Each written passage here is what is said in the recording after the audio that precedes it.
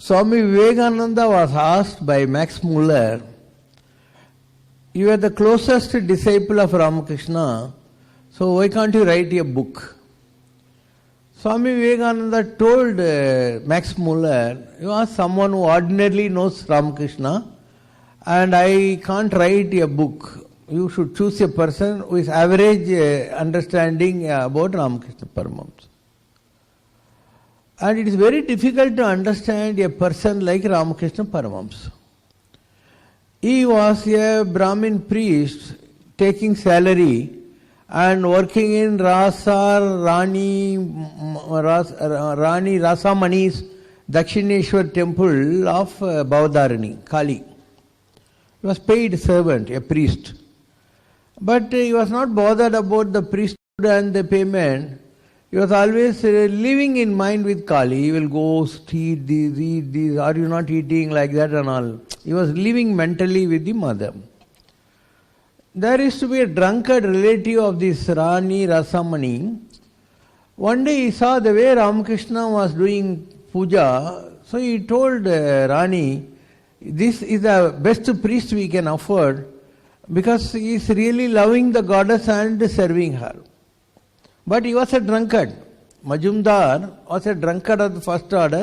He was a very unclean person. And Ramakrishna was married. In those days, Bengal had child marriages, so he was married to Sarada Devi.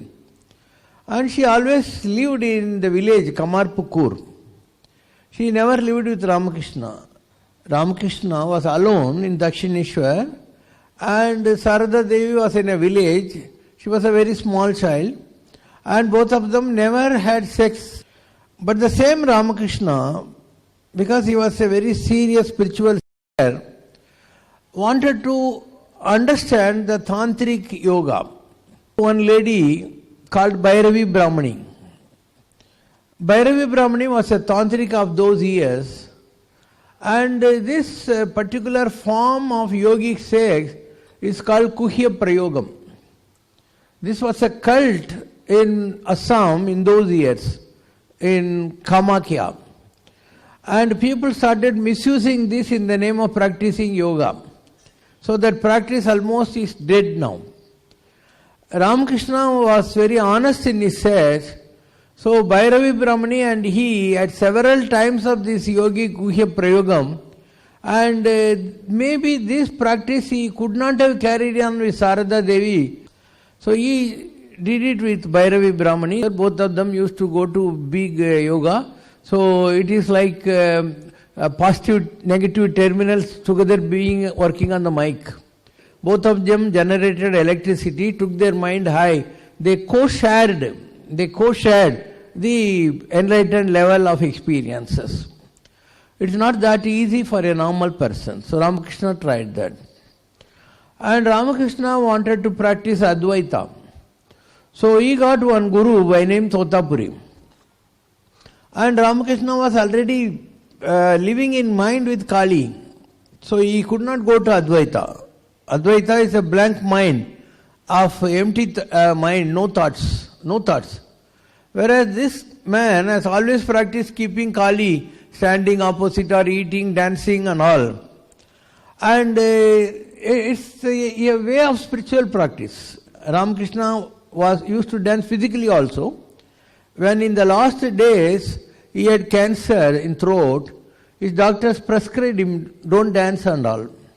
He said, I forget myself in my ecstatic mood. So he was dancing even at that time, though he used to get tired and all.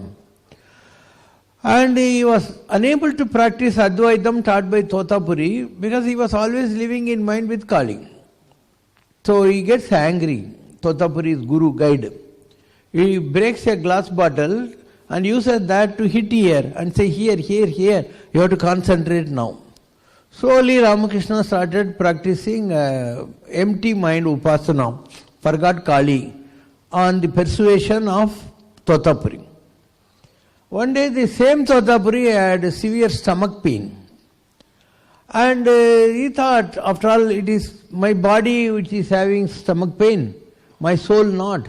So tomorrow morning I will walk in water and go for Jala Samadhi.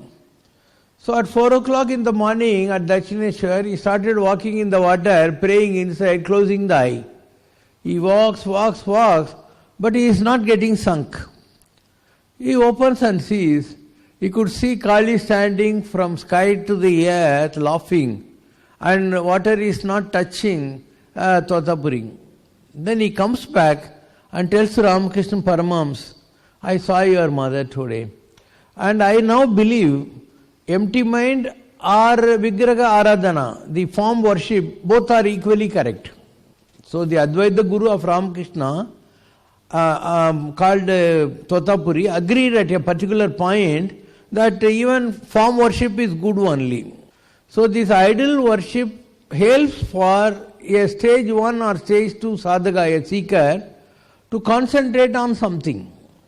The elephant is tied with 4 legs with a chain, but still the trunk of that elephant is moving like this. So the elephant tamer will take one loose end of the chain and put on this trunk, so it will think I am tied and will be standing like this. So for your oscillating mind with different thoughts, you have to give a particular thought, a chain thought, so that it doesn't oscillate. It's like the trunk of the elephant is not tied, but it is a pretext.